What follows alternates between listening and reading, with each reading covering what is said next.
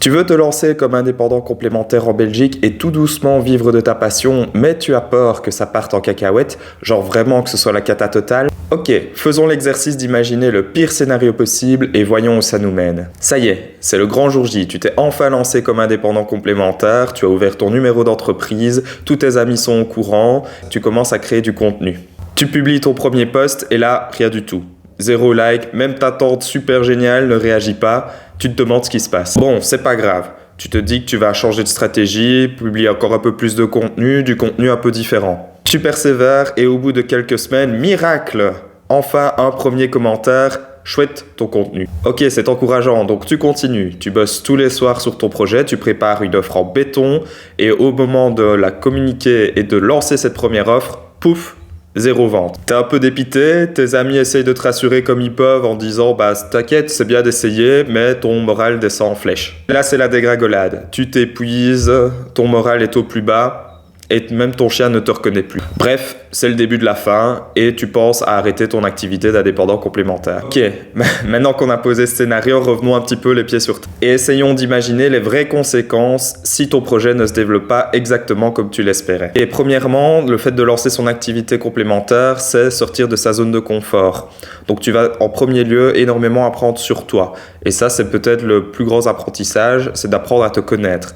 Tu vas également apprendre à connaître ton marché et ce qui marche et ce qui ne fonctionne pas. Et c'est normal au début que tout ne fonctionne pas comme tu l'espérais parce que tu n'as pas la science infuse, parce que tu ne connais pas parfaitement à qui tu t'adresses et toi aussi, au niveau entrepreneurial, tu ne sais pas encore exactement comment tu te situes, quelles sont tes forces et tes faiblesses. Deuxième chose, et ça c'est un gros avantage, si pas le plus gros dans le fait de se lancer comme indépendant complémentaire, c'est que tu ne vas pas tout perdre, c'est pas la fin du monde, tu as un job à côté à temps plein ou à temps partiel et donc au niveau financier, tu peux t'enlever une très grosse pression à ce niveau-là. Le fait de s'enlever cette pression financière, qu'est-ce que ça permet? Ça permet de garder des attentes très élevées envers ton projet. Oui, tu veux absolument décrocher ce premier client. Oui, tu as envie que les gens réagissent et qu'ils soient enthousiastes tout autant que toi par rapport à ton projet.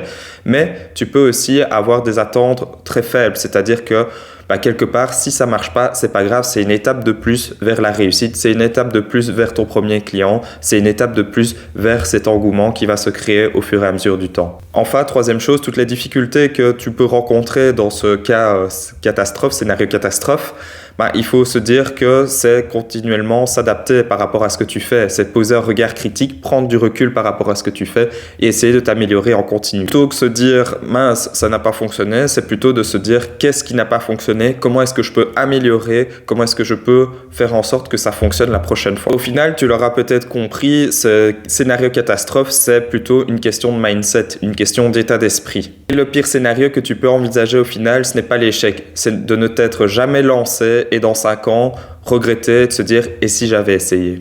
Alors maintenant, qu'est-ce que tu vas faire? Tu vas continuer à imaginer le pire ou tu vas passer à l'action pour essayer d'envisager le meilleur? Et si là, tu es en train de te demander « ok, je comprends, je suis prêt, mais je ne sais pas par où commencer », sache que j'ai créé une formation gratuite qui t'accompagne pour développer ton projet dans les premières étapes et les premières journées. Donc n'hésite pas à t'inscrire à ma newsletter, le lien est dans la description, et à commencer à développer ton projet avec cette aide-là. Au final, n'oublie surtout pas de rêver grand, mais surtout de gérer mieux.